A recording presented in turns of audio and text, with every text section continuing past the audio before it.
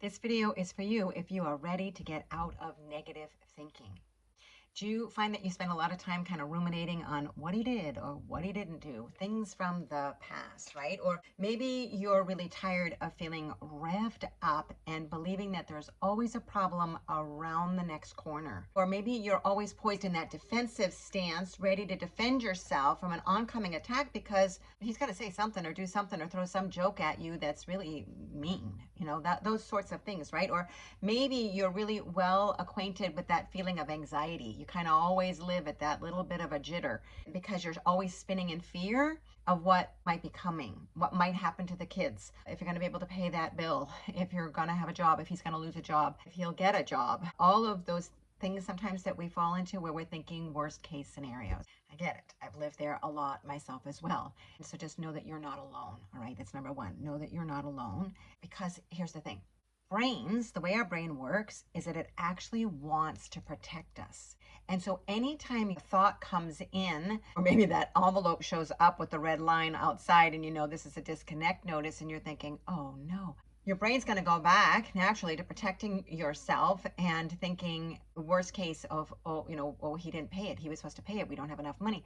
And we spiral down. We shut down, we pull back, we disconnect from ourselves as well as from him. And we can get irritated and short. And then we end up causing relationship problems.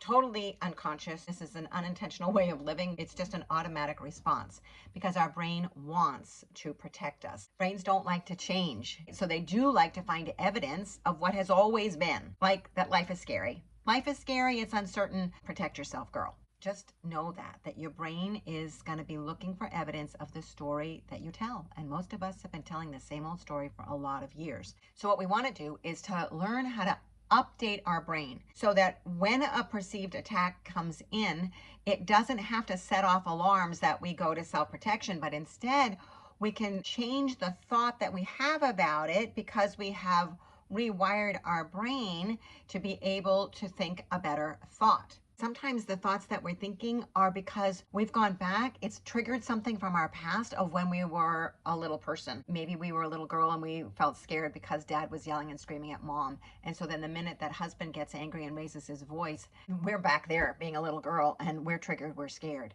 So part of this is to even ask yourself, when was the first time I felt this?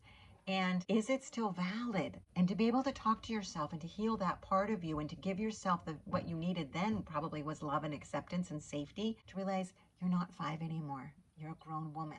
And update your software. If you think of your brain in a sense as like computer wiring, computer programming, that you're going to update the software. So that's one. Two is going to be really to be mastering your mind more, to be able to identify those thoughts that are triggering or an emotion of anxiety, fear, insecurity, all of those things that are just never going to support you. And honestly, fear is never from God. And so when you can start to capture the unintentional thoughts that you're having, the autopilot thoughts, and you learn how to take them through a reason cycle to be able to even realize, are these true?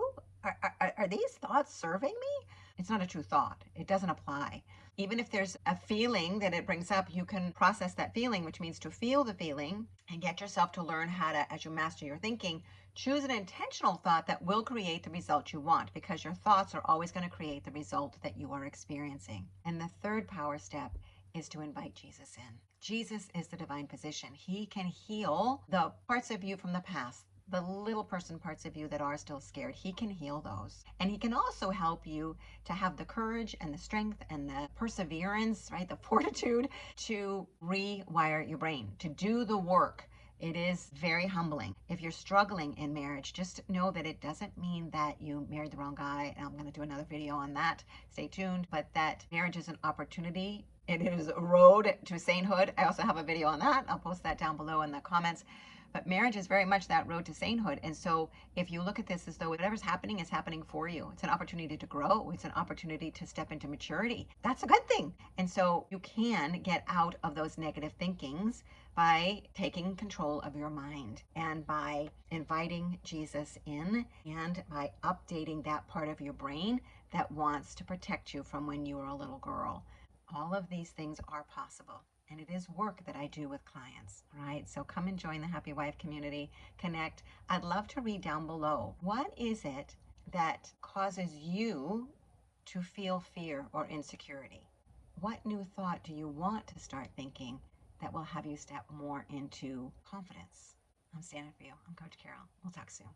God bless.